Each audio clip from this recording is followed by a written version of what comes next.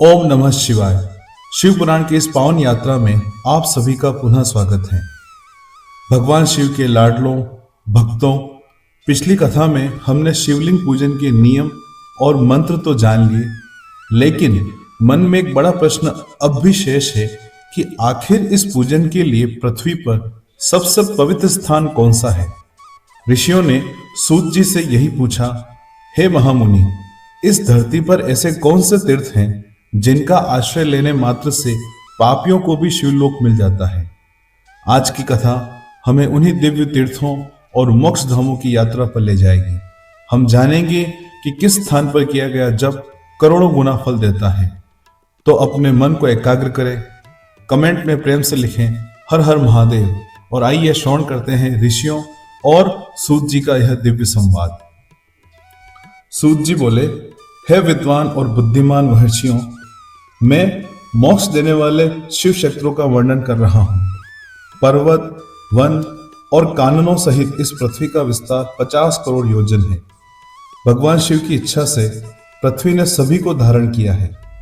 भगवान शिव ने भूतल पर विभिन्न स्थानों पर वहां के प्राणियों को मोक्ष देने के लिए शिव क्षेत्र का निर्माण किया है।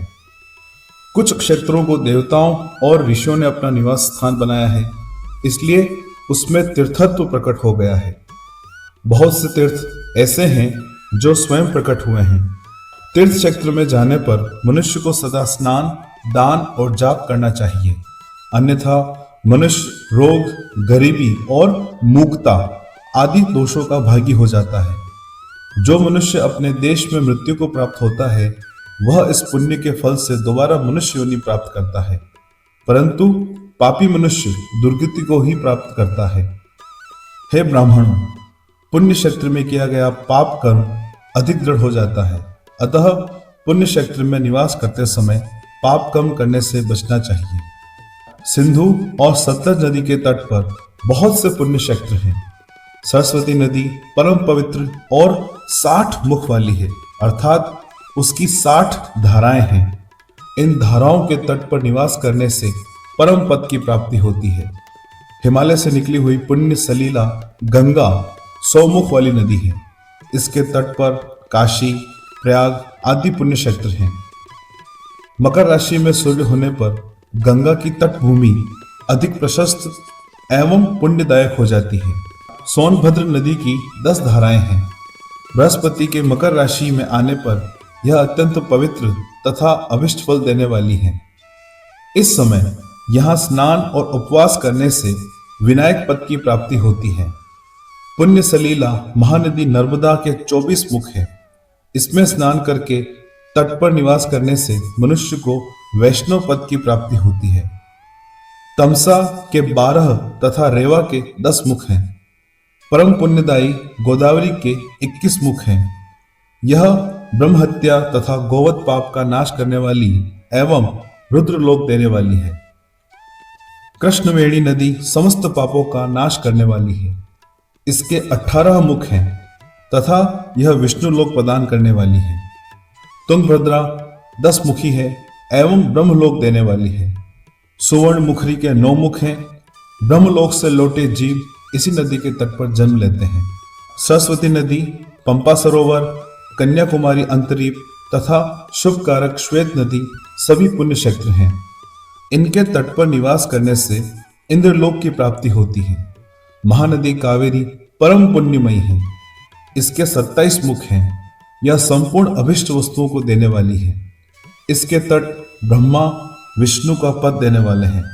कावेरी के जो तट शैव क्षेत्र में आते हैं, वे अभिष्ट फल तथा शिवलोक प्रदान करने वाले हैं। नैमिषारण्य तथा बद्रिकाश्रम में सूर्य और बृहस्पति के मेष राशि में आने पर स्नान और पूजन करने से ब्रह्मलोक की प्राप्ति होती है।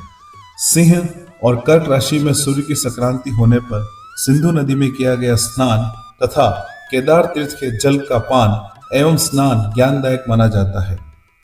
बृहस्पति के सिंह राशि में स्थित होने पर भाद्र मास में गोदावरी के जल में स्नान करने से शिवलोक की प्राप्ति होती है।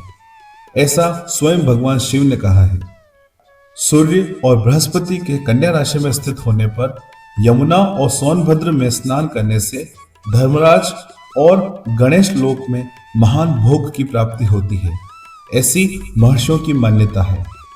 सूर्य और बृहस्पति के तुला राशि में होने पर कावेरी नदी में स्नान करने से भगवान विष्णु के वचन की महिमा से अभिष्ट फल की प्राप्ति होती है। मार्गशीर्ष माह में सूर्य और बृहस्पति के वृश्चिक राशि में आने पर नर्मदा में स्नान करने से विष्णु पद की प्राप्ति होती है। सूर्य और बृहस्पति के धनु राशि में होने पर सुवर्णमुखी नदी में किया स्नान शिवलोक प्रदान करने वाला है। मकर राशि में सूर्य और बृहस्पति के माघ मास में होने पर गंगा जी में किया गया स्नान शिवलोक प्रदान करने वाला है।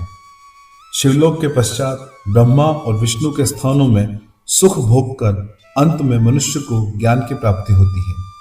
माघ मास में सूर्य के कुंभ राशि में होने पर फाल्गुन मास में गंगा तट पर किया श्राद्ध, पिंडदान अथवा तिलोदक दान पिता और नाना दोनों कुलों के पितरों की अनेक पीढ़ियों का उद्धार करने वाला है।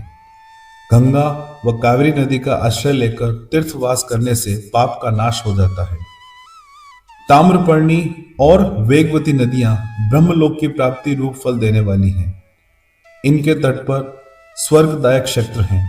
इन नदियों के मध्य में बहुत से पुण्य क्षेत्र हैं।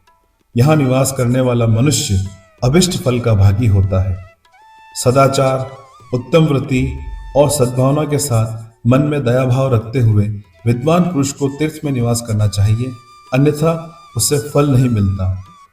पुण्य क्षेत्र में जीवन बिताने का निश्चय करने पर तथा वास करने पर पहले का सारा पाप तत्काल नष्ट हो जाएगा, क्योंकि पुण्य को ऐश्वर्यदायक कहा जाता है।